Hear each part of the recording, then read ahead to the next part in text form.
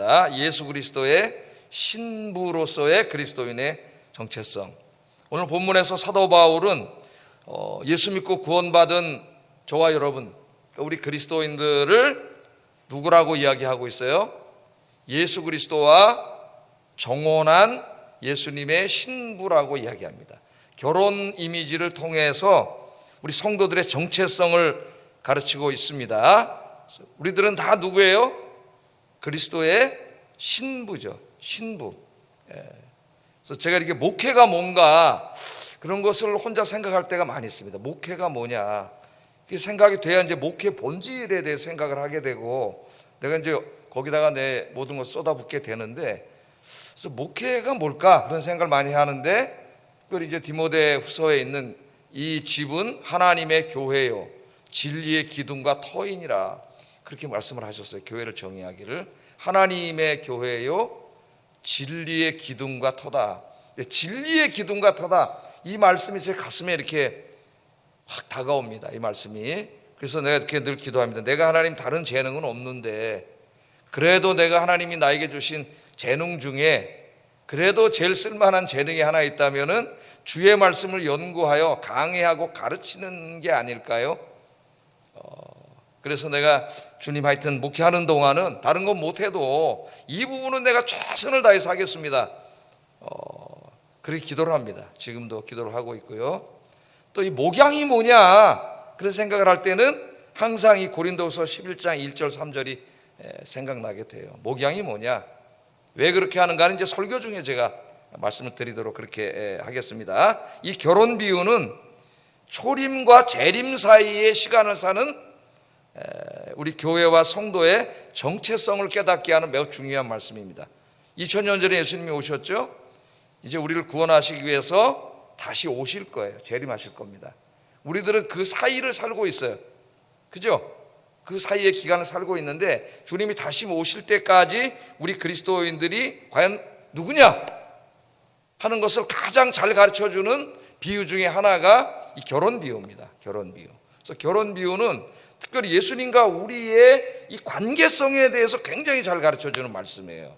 관계성. 어떤 관계냐, 여기에 대해서 잘 가르쳐주는 말씀입니다. 자, 그래서 오늘 이 본문을 통해서 예수님의 신부로서의 성도들은 예수님과 어떠한 관계에 있으며 어떻게 살아야 하는가, 이 비유를 통해서 말씀을 묵상해 보도록 그렇게 하겠습니다. 자, 2절 한번 읽어봅니다. 2절 같이 읽어보겠습니다. 시작.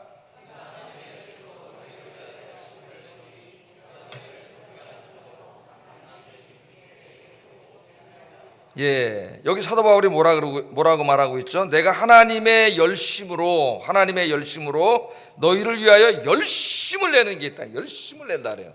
하나님의 열심으로 내가 너희를 위하여 열심을 내고 있다. 그 말은 하나님께서 우리들을 사랑하셔서 우리를 구원하시려고 열심을 내시고 있는 것처럼, 이 고백 속에 상당한 고백이 있는 거죠. 하나님이 그냥 아무것도 안 하고 계신 게 아니라 지금 이 시간에도 하나님은 일하고 계시잖아요. 우리 예수님 뭐라 그러셨어요? 아버지께서 일하시니 나도 일한다. 하나님은 지금도 우리들을 구원하시기 위해서 열심을 내고 계십니다. 사도 바울은 그걸 알고 있어요. 그런데 여러분, 예수 믿는 사람들이 하나님이 이렇게 열심을 내고 있는데 자기들은 편안하게 그냥 자기 개인 삶이나 살면 되겠습니까? 여러분, 신앙생활을 제대로 하는 게 아니에요. 하나님이 우리를 구원하기 위해서 지금도 열심을 내고 있는 것처럼 나도 너희를 위하여, 성도들이잖아, 자기가 목회하는 성도들을 위하여 열심을 낸다. 열심을 낸다. 이 그리스도인들에게 제일 중요한 게 열심히 하는 거예요. 열심, 열정, 열심, 이게 중요합니다. 자, 뭘 열심히 한다 그랬어요? 뭘 열심히 해요?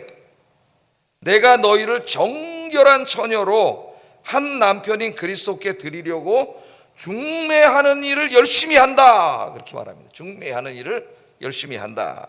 우리말 번역만 보면은 중매장이처럼 들리는데 그런 의미가 아닙니다. 여기 말씀은. 자, 여기 중매하다, 중매했다, 그 말은 이게 하르모조라고 하는 헬라어를 번역한 것으로서 약혼시키다는 말이에요. 중매한다는 말이 아니에요. 약혼시킨다는 말이에요. 약혼시킨다, 그런 의미입니다. 자, 그러니까 어떻게 하는 거예요? 그래서 새 번역은 이렇게 번역을 했습니다. 표준 새 번역 보면 표준 새 번역을 한번 읽어보겠습니다. 시작.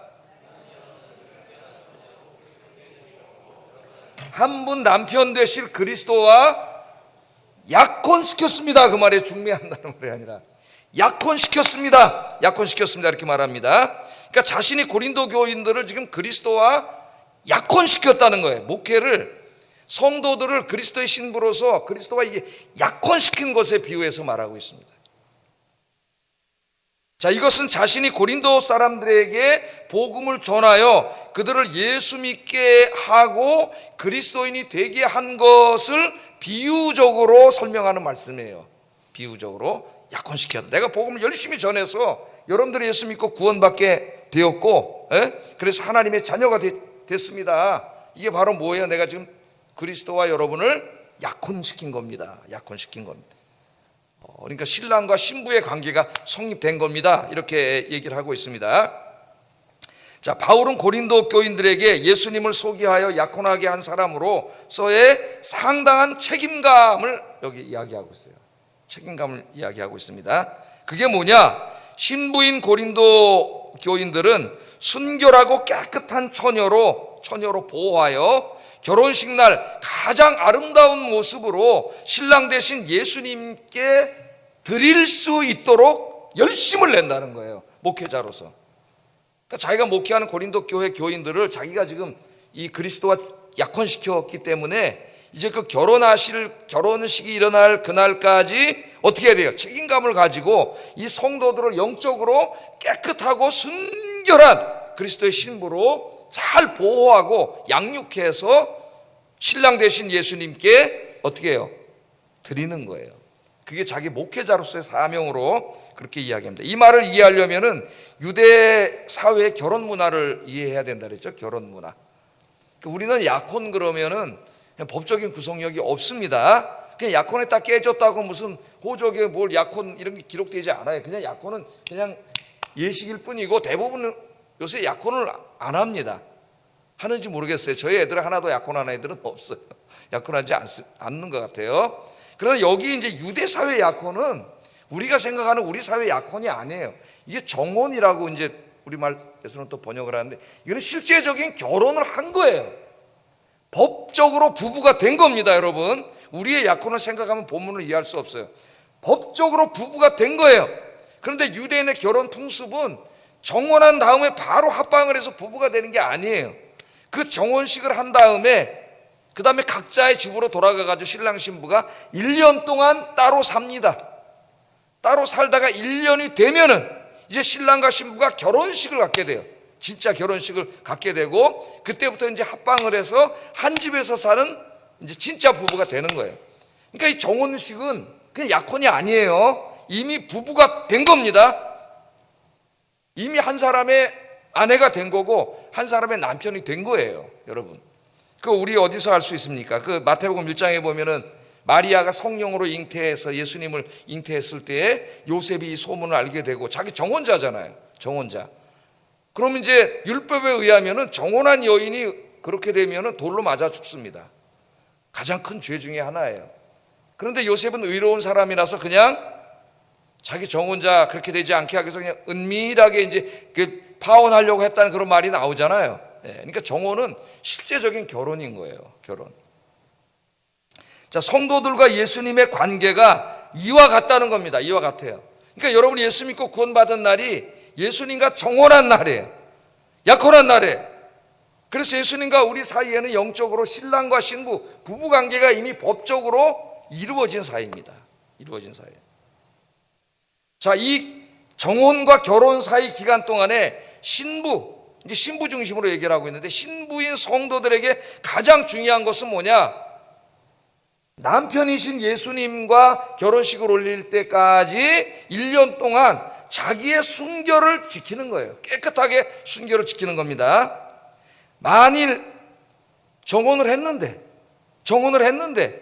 그 다음에 한눈을 팔고 댕기면서 다른 남성들에게 한눈을 팔고 댕기면은 어떻게 되는 거예요? 그것은 어떻게 되는 겁니까? 그 결혼의 정조를 깨트린 거예요. 그렇게 하면 안 되는 거예요. 그렇게 하려면 정혼하면 안 되는 거예요.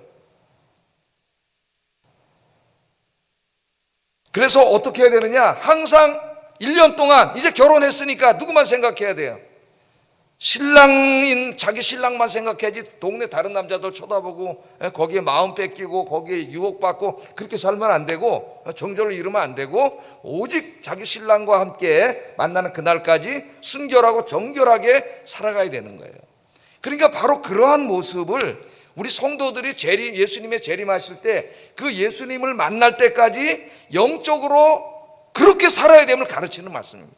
그러니까 영적으로 정결하고 순결하게 가르쳐야 된다는 말씀이에요. 그래서 이것을 성경에서는 여러 성경 본문에서 가르치고 있는데 구약에서는 하나님과 우리와의 관계를 설명할 때 하나님을 신랑, 남편이고 이스라엘 백성들을 신부로 그렇게 설명을 하고, 신약 성경에서는 예수님이 신랑이고 우리들에게 예수님의 신부로 이런 비유로 굉장히 많이 설명을 해요. 성경에 가장 대표적인 성경이 호세아서는 한 권이 다 그걸로 쓰여져 있습니다. 어느 날 선지자인 호세, 우리 잘 알고 있는 호세아 선지자에게 하나님이 결혼하라고 중매를 시켜줬어요. 중매를 해줬는데 하나님이 중매해준 여인이 순결한 여인이 아니에요. 깨끗한 여인이 아닙니다. 그냥 몸을 팔고 술을 팔고 그런 여인이에요. 근데 하나님이 선지자에게 그 여인하고 결혼하라 그랬어요. 그래서 호세가 결혼을 했습니다. 결혼을 해서 사랑받을 자격이 없는 여인이었지만은 정말 진심으로 사랑해줬어요. 사랑하고 남편으로서 그렇게 해줬는데, 그런데 이 여인의 안에 있는 그 죄성, 세상에 대한 그 죄성이 안에 있기 때문에 어떻게 돼요? 호세아가 어디 말씀 전하러 나갔다 2, 3일 안 들어오면은 집에 들어가면 집에 없어요. 어디 갔나 보면은 옛날 습성이 나서 다시 어디 술집이나 이런 데 가가지고 그 사람들의 품에 안겨서 그렇게 순결을 깨뜨리고 사는 거예요. 근데 하나님 뭐라 그러냐면 용서하고 다시 데려오라. 용서하고 다시 데려와 살으라래. 예? 그리고 호세아가 다시 가서 용서하고 데려오는 거예요. 그렇게 여러 번 그런 일이 있을 때 어느 날 그 아내를 데리고, 그 못된 짓을 하는 아내를 데리고 다시 돌아오는데 하나님이 말씀하시기를 뭐라 그러냐면, 호세아야, 네 마음이 내 마음이다. 네 마음이 내 마음이다. 예? 그 순결하지 못하고 그렇게 사랑해 주는데도 그걸 배신하고 다른 데 가서 음행을 행하고 그렇게 사는 아내를 또 용서하고, 여러 번 용서했는데도 또 그러는 아내를 다시 용서하고 데리고 오는 호세아에게 네 마음이 내 마음이다. 그 남편의 마음이 어떻겠어요, 여러분? 얼마나 참담하겠습니까? 네 마음이 내 마음이라는 거예요. 네 마음이. 그게 무슨 말이에요? 하나님 우리를 이렇게 사랑해 주셨는데, 그럼에도 불구하고 그 하나님의 사랑을, 남편 대신 하나님의 사랑을 깨뜨리고 계속 세상에 나가서 하나님보다 세상을 더 사랑하고, 하나님보다 돈 더 사랑하고, 하나님보다 자기가 손으로 만든 우상을 더 사랑하고, 세상의 향락과 즐거움을 하나님 예배하는 것보다 더 사랑하고, 그렇게 살아가는 그들이 바로 누구의 영적인 고멜이라는 겁니다. 우리가 그렇게 살 때에 하나님의 마음이 호세아의 마음과 똑같다는 거예요. 호세아의 마음이. 우리 새벽에 계속 예레미야서, 에스겔서 이런 말씀을 강의하는데, 예레미야서, 에스겔서를 읽어보면은 상당히 많이 나옵니다. 하나님과 우리의 관계를 남편과 아내의 관계로 설명하는 굉장히 많이 나와요, 이 성경 말씀에. 그래서 하나님을 떠나서 세상에 입맞추고 우상 숭배하고 하나님보다 세상 더 사랑하고 말씀대로 안 살고 자기 탐욕과 욕심에 이끌려서 죄짓고 살아갈 때에 하나님 뭐라 그랬어요? 그 이스라엘 백성들을 음탕한 여자에다가 비유했어요. 좋으신 남편이 그렇게 사랑을 베풀어 줌에도 불구하고 그것을 배반하고 세상에 나가서 이 고멜처럼 그렇게 살아가는 여인처럼 그 사랑의 하나님을 떠나서 죄짓고 살아가는 저 이스라엘 백성들을 음탕한 여자에다 비유했습니다. 가장 참남한 죄가 그런 죄 아니겠어요, 여러분? 그래서 하나님이 그렇게 말씀을 하신 거예요. 그래서 우리 성도들은 이제 예수님의 신부로서 예수님을 만날 때까지 우리의 영과 몸을 정결하고 깨끗하게 해야 됩니다. 세상으로 한눈 팔면 안 되고 오직 주님만 바라보고 살아야 돼. 세상 생각하면 안 되고 오직 주님께 집중하고 살아야 돼요. 세상 사랑하지 말고 오직 주님만 사랑하고 살아야 돼요. 바로 그것의 중요성을 가르치기 위해서 그리스도와 우리와의 관계를 이 신랑과 신부의 관계로 설명하고 있는 겁니다. 특별히 여기에서 목회의 중요성이 나와요. 목회의 중요성. 우리 목회자들, 목회의 중요성이 나옵니다. 목회자는 뭘 하는 사람인가? 이 고린도 후서에 대한 방대한 주석을 쓴 사람이 있습니다. NIGTC 시리즈라고 주석 시리즈가 있는데, 여기 이제 머레이 해리스라고 하는 사람이 쓴 아주 이만한 주석이 있어요. 고린도 후서 방대한 주석이 있는데, 여기서 이분은 이 부분을 해석하면서 목회자의 역할을 딸을 정혼시킨 신부의 아버지에다 비유하고 있어요. 아버지라 그래요. 그러니까 여기 지금 바울이 누구예요? 자기 딸을 정혼시킨 아버지야. 아버지. 그러면 1년 동안 딸을 데리고 있잖아요. 이제 사위될 사람에게, 사위에게 딸을 보내줘야 되는데 1년 동안 데리고 있어요, 아버지가. 그때 그 아버지의 역할에 비유하고 있는 겁니다. 우리 목회자를. 신부의 아버지는 딸이 1년 후에 신랑을 만나 실제적인 결혼을 하기까지 딸을 잘 보살펴야 할 책임이 있습니다. 온갖 무리배들로부터 딸의 순교를 지켜주어야 할 뿐만 아니라 딸이 다른 남성에게 한눈 팔지 않도록 잘 훈육하고 교육해야 할 책임이 있습니다. 아버지의 책임은 딸을 순결하고 깨끗한 처녀로 양육하고 보호하여 남편이 사위에게 잘 보내주는 거예요. 그게 아버지의 역할이고 목회자의 역할이라는 겁니다. 바울은 아버지이고 고린도 교회 성도들은 바울의 영적인 딸입니다. 영적인 아버지로서 목회자는 영적인 딸인 성도들이 신랑이신 예수님을 만나 실제적인 결혼을 할 때까지 딸의 이 도덕적 영적인 정결을 지켜주는 일에 최선을 다하는 아버지다. 아버지. 그들을 위해서 기도하고 말씀으로 가르치고 훈육하고 교육하고 신앙생활을 잘하도록 인도해 줘야 되는, 세상에 한눈 파는 영적인 음료가 되지 않도록 이끌어 줘야 되는 친정아버지가 바로 목회자다. 그거를 읽고 굉장히 감동을 받았어요. 감동을 받고 책임감이 엄청 크다는 걸 알게 됐습니다. 내가 목회하는 교회 성도 한 사람 한 사람이 다 그런 정결한 그리스도의 신부로서 주님께 내가 다 이렇게 약혼시켜서 주님께 앞에다 데려다 줘야 되는데, 그 중에 한 사람이 낙오하고 세상과 간음해서 영적인 음료가 되고, 이게 다 아버지 책임이야. 아버지 책임. 우리 목회자들, 저 같은 목회자들이, 또 우리 선생님들도 마찬가지죠. 우리 구역장님들은 이 비슷한 일을 하는 많은 교회 분들이 있습니다. 이 사명을 잘 감당하시기를 주의 이름으로 축복합니다. 자, 그러면 예수님의 신부로서 성도들의 정체성은 예수님과 우리의 관계성을 설명하는 거라고 그랬죠. 관계성에. 그래서 세 가지만 얘기하고 기도하려고 해요, 이 시간에. 첫째, 우리는 예수님의 신부이므로 예수님과 가장 친밀한 사이가 되어야 됩니다. 예수님 신부잖아요. 그러니까 예수님과 가장 친밀해야 돼요. 우리가 부부보다 더 친밀한 사이는 없습니다. 부부는 이 세상에서 가장 가깝고 친밀한 사이예요. 만일 남편이 아내보다 더 친밀감을 느끼는 여성이 있다면 이미 부부 관계에 문제가 생긴 거예요. 반대로 아내가 남편보다 더 친밀감을 느끼는 남성이 있다면 역시 부부 관계가 이미 금이 가고 문제가 생긴 겁니다. 부부는 네 가지 부분에서 친밀감을 느껴야 한다고 합니다. 육적인 부분, 정서적인 부분, 정신적인 부분, 영적인 부분. 네 가지 부분에서 그 누구보다 더 친밀감을 느끼고 살아야 되는 게 부부라 그래요. 예수님과 성도 사이가 이와 같아야 된다는 거예요. 이와 같아야 됩니다. 성도는 예수님과 가장 친밀한 사이가 돼야 돼요. 왜? 우리 신랑이기 때문에. 그래서 오늘부터 여러분 예수님과 가장 친밀한 사이가 되시기를 주의 이름으로 축복합니다. 신부로서의 정체성이 중요한 부분이에요. 두 번째, 우리는 예수님의 신부이므로 예수님을 가장 사랑하면서 살아야 돼요. 만일 아내가 남편보다 다른 남자를 더 사랑한다면 그건 간음하는 거나 마찬가지죠. 또 반대로 남편이 자기 아내보다 다른 사람을 더 사랑한다면 마음속에 이미 결혼이 다 깨진 거예요. 이 신앙생활도 마찬가지입니다. 우리는 예수님의 신부잖아요. 예수님은 우리를 위해서 자신의 목숨을 주셨어요. 목숨을 주시기까지 우리를 사랑해 주셨습니다. 우리는 예수님의 사랑을 이미 다 받고 사는 사람들이에요. 그러면 이제 우리는 어떻게 해야 돼요? 세상에 한눈 팔지 말고 오직 주님만 사랑하고 살아야 되는 것이죠. 돈보다 주님을 더 사랑하는 여러분 되길 주의 이름으로 축복합니다. 세상의 향락과 즐거움보다 주님 더 사랑하는 여러분 되시기를 주의 이름으로 축복합니다. 아멘을 크게 하세요. 축복합니다. 아니, 난 돈도 사랑해. 그런 사람 있는 것 같아. 아멘을 하는 거 보니까. 예? 그러면 여러분 그 돈이 뭐가 되는 거예요? 돈에다가 지금 내가 영적으로 간음하는 거예요. 하나님이 그렇게 성경에 수도 없이 말씀하셨어요. 간음죄예요, 간음죄. 영적인 간음죄. 심각하게 오늘 이 말씀을 우리가 받아들여야 됩니다. 여러분, 사랑하는 사람 생각만 해도 기분이 좋지 않습니까?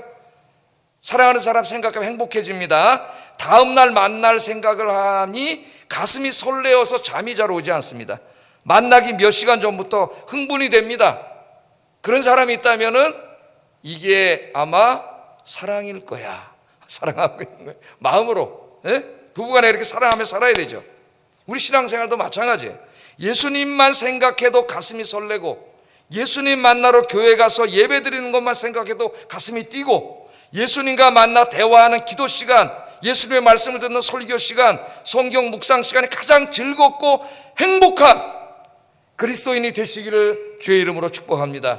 그 사랑하시는 예수님을 만나서 함께하는 시간보다 다른 세상에 나가서 함께하는 시간이 더 즐겁다면 문제가 있는 거예요. 여러분, 이미 영적으로 간음하고 있는 거예요. 여러분들은 주님과 함께 있는 시간이, 이 예배 시간이, 기도 시간이, 이 말씀 듣는 시간이 여러분 인생에 가장 가슴 설레고 기다려지고 행복한 시간이 되기를 주의 이름으로 축복합니다. 세 번째, 우리는 예수님의 신부로서 한눈 팔지 말아야 돼. 이제 한눈 팔지 말고 오직 예수님께만 우리의 온 마음을 집중하고 살아야 됩니다. 집중! 앞에 있는 말씀과 겹쳐질 수도 있는데 한눈 팔면 안 돼요. 부부는 서로에게 집중해야 됩니다. 서로를 바라보고 살아야 돼요. 사랑하는 부부라면은 한눈 팔지 않습니다. 한눈 팔지 않아요. 사랑하는 부부는 항상 서로에게 집중합니다. 성도는 예수님의 신부예요. 신랑과 신부 사이. 예수님은 항상 우리만 쳐다보고 계세요. 예수님은 항상 우리를 지켜보고 계세요. 여러분의 시선을 자꾸 일로 돌리지 마세요. 누구에게 집중해요? 이제 오늘부터 예수님께만 집중하고 사시기를 주의 이름으로 축복합니다. 쟁기를 잡고 뒤를 돌아보는 자는 하나님 나라에 합당하지 않다. 합당하지 않다. 주님만 바라보고 주님만 사랑하고 주님만 생각하면 기분이 좋아지고 행복해지고 가슴이 설레고 정말 그런 진짜 예수 그리스도의 순결하고 정결한 신부가 되시기를 주의 이름으로 축복합니다. 자, 그런데 마지막에 한 말씀을 더 체크할 게 있어요. 예수님과 내가 그렇게 사랑하며 살아가려고 하는데, 오늘 설교 듣고 내가 그렇게 살려고 하는데, 이 예수님과 나와 이 아름다운 사랑을, 이 사랑의 시기를 하고 이 사랑을 깨뜨리려고 하는 사랑의 방해꾼이 있다고 오늘 하나님 말씀하고 계세요. 이 사랑의 방해꾼이 있어요. 여러분, 그 방해꾼을 잡아야 돼요. 안 그러면 계속 방해를 합니다. 그 방해꾼이 누굽니까, 여러분? 3절 말씀 한번 읽어보겠습니다. 시작.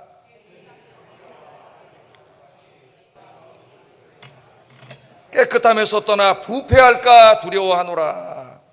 뱀이 그 간계로 하와를 미혹한 것처럼 창세기로 말씀이 돌아가고 있어요. 하나님이 하나님 형상으로 아담과 하와를 창조했을 때 얼마나 하나님과 사랑하는 관계였습니까, 여러분? 예? 그런데 누가 찾아왔어요? 그 사이를 시기하고 뱀이 찾아왔어요. 사탄 마귀가 찾아왔습니다. 사탄 마귀가 찾아와서 거짓말로 하와에게 거짓말을 했어요. 거짓말을. 예? 그래서 아담과 하와가 하나님을 떠나게 했어요. 반역하게 했어요. 간음하게 했어요. 그래서 하나님을 떠나게 만들었다고 바울은 이야기하는데, 이 사탄이 마귀가 하와만 쓰러뜨린 게 아니라 지금도 계속해서 역사하고 있다고 고린도 교인들에게 경고하고 있습니다. 이 사랑의 방해꾼이 있다. 방해꾼이. 예? 사탄은 첫째로 거짓 선지자들, 자유주의 신학자들, 이런 사람들을 통해서 오늘날 어떻게 해요? 예? 하나님의 말씀을 부정하고 성경의 진리를 부정하게 해서 많은 사람들이 예수님을 떠나게 만듭니다. 오늘날 그래서 서구에 이 젊은이들이 왜 다 교회 떠났는지 알아요? 이 자유주의 신학 때문에 다 떠났어요. 이 자들. 성경이 하나님 말씀이 아니고 오류가 있는 고대 종교 문서에 불과하고, 예수님이 항상 모범적이고 좋은 사람 맞지만 하나님의 아들이 아니고, 이런 얘기를 하는데, 그렇게 가르치는데 여러분 어떻게 신앙이 유지될 수가 있겠습니까? 지금 이제 이런 자유주의 신학이 우리 인터넷이나 뭐 이런 유튜브를 통해서 엄청나게 파고 들어오고 있습니다. 우리 교회 안에. 여러분들은 진리에 굳건히 서서 거짓말을 통해 역사하는 거짓 선지자들을 통해서 역사하는 이 사랑의 방해꾼인 마귀를 능히 진리의 말씀으로 이기는 그리스도의 신부들이 되기를 주의 이름으로 축복합니다. 그래서 말씀에 진리의 굳건히 서야 돼요. 성경을 읽고 기도해야 됩니다. 두 번째로 사탄은 세상의 화려한 것들로 우리들을 유혹하여 죄를 짓게 함으로써 우리의 영적이고 도덕적인 순결을 잃게 만들어요. 세상의 화려한 것들, 쾌락과 즐거움, 특별히 우리 젊은이들에게 그렇게 역사하고 있습니다. 그래서 갈라디아서 5장 19절 21절에 보면 마귀가 우리들을 유혹하는 이 사랑의 방해꾼이 예수님으로부터 시선을 돌리게 하는데 뭘 사용하느냐? 육체의 일은 분명하니 음행과 더러운 것과 호색과 술 취함과 방탕함과 또 그와 같은 것들이라 전에 너희들에게 경계한 것 같이 경계하노니 이런 말을 하는 자들은 하나님 나라를 유업으로 받지 못하느니라. 하나님 나라 못 들어간다는 거예요, 여러분. 그다음 베드로전서 4장 3절에도 너희가 음란과 정욕과 술 취함과 방탕과 향락과 무법한 우상 숭배를 하여 이방인의 뜻을 따라 행한 것은 지나간 때로 족하다. 근데 어떻게 또 그런 삶을 살고 있느냐, 그런 것이죠. 여러분, 여기서 계속 반복돼서 강조되는 게 뭐예요? 음행. 잘 들으세요. 음행. 그 다음에 술 취함. 그 다음에 방탕함. 그 다음에 세상의 향락을 즐기는 것이에요. 마귀가 이것으로서 우리가 주님만 사랑하고 주님께로 우리 마음이 향하고 있는데 그걸 자꾸 방해한다는 겁니다. 우리 시선을 자꾸 빼앗아가는 거예요. 그게 뭐예요? 음행과 술 취함과 방탕함과 향락. 여기에 오늘 이 세상의 모든 문화가 다 들어가 있지 않습니까? 여러분, 특별히 우리 성도 여러분, 그리고 우리 젊은이 여러분, 술집, 클럽, 그런 데는 근처도 가지 마시기를 주의 이름으로 축복합니다. 거기에 마귀가 역사해요. 마귀가. 절대 가지 마세요. 근처에도 가지 마세요. 오직 교회 나와서 찬송 부르고 예배 드리면서 기도하면서 말씀 공부하면서 거룩한 문화를 만들어 가시는 우리 성도님들 되시기를 주의 이름으로 축복합니다. 그래서 이런 기사가 좀 났으면 좋겠어요. 오늘날 우리 대한민국에 술집과 클럽이 망하고 있다. 왜 망하는가 조사해 봤더니 예수 믿는 젊은 사람들 때문에 망하더라. 할렐루야. 그런 기사가 나올 수 있게 하기를 주의 이름으로 축복합니다. 세 번째, 마지막으로 사탄은 어떻게 방해하느냐? 우상 숭배를 통해서 하나님께로, 주님께로 가야 되는데 우상 숭배를 통해서 우리의 시선을 다 뺏어가고 있어요. 우상은 제가 늘 말하지만은 무슨 형상을 만들어 놓고 거기 가서 절하는 것만 우상이 아니에요. 우리 이미 예수님은 그 모든 우상 숭배의 근저에 뭐가 있다고 말씀하셨어요? 물질 숭배가 있다고 말씀드렸습니다. 여러분, 우상 앞에 가서 절하고 비는 사람이 결국 왜 우상을 숭배하는 거예요? 돈 잘 벌게 해달라고 비는 거예요. 농사 잘 되고 가축 잘 되게 해달라고 비는 거예요. 그 모든 근저에는 물질 숭배 사상이 있어요. 그래서 우리 예수님이 말했잖아요. 돈과 하나님은 겸하여 섬길 수 없다. 21세기의 최고의 우상이 뭐냐? 돈입니다, 여러분. 그리고 두 번째는 자기애예요. 자기애. 자기 사랑. 자기를 사랑하는 건 죄가 아니지만 자기만 사랑하는 거죠. 자기만. 자기 중심으로 살아가는 거예요. 예수님보다도 자기를 더 사랑하는 거예요. 이 두 가지가 현대인들의 가장 강력한 우상입니다. 우리들이 정말 순결하게 주님께로 우리의 모든 것을 바쳐서 사랑하고 신앙생활하는데 어찌 보면 가장 큰 방해꾼이 뭐냐면 돈과 자기예요. 자기예. 늘 기도하면서 여러분, 사탄의 이 방해물들을 기도로 다 물리치고 돈보다 하나님 더 사랑하시고 자기보다 하나님을 더 사랑하시는 여러분 되시기를 주의 이름으로 축복합니다. 그래서 여러분, 저는 그것을 가르치는 사람이고 아버지로서 여러분들이 그렇게 살아야 돼요. 오늘부터 제가 설교한 대로 중요합니다. 그래서 나중에 이제 주님 재림하실 때 주님 앞에 서게 될 거예요. 진짜 이제 그러면 요한계시록에 어린 양 혼인잔치가 열린다 그러잖아요. 비유적으로. 그때 서게 될 거예요. 그때 어떤 모습으로 서야 되느냐? 베드로후서 3장 14절 읽어보겠습니다. 시작. 주 앞에서 점도 없고 흠도 없이 평강 가운데서 나타나기를 힘쓰라. 아멘. 점도 없고 흠도 없이 주님 앞에 설 수 있도록 오늘부터 여러분 신앙생활 돌아보면서 내가 이제 정혼한 사이구나. 내 남편이 있지. 예수님이 내 신랑이시지. 1년 있으면 결혼식 하지. 우리 신랑 앞에. 내가 영적으로 순결하고 정결하고 깨끗하게 주님만 생각하고 주님만 사랑하면서 살아야지. 그렇게 다짐을 하시고 살아가시는 여러분 되길 주의 이름으로 축복합니다. 기도하겠습니다.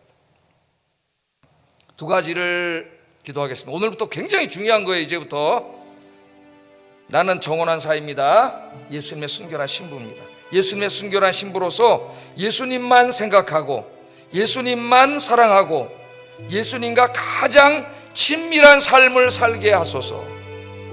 두 번째, 신랑 되신 예수님 만날 날을 기다리며 예수님 만나는 그날까지 기도와 말씀과 예배에 힘쓰므로 영적으로 도덕적으로 정결하고 순결한 그리스도의 신부가 되게 하소서. 기도하겠습니다. 자신을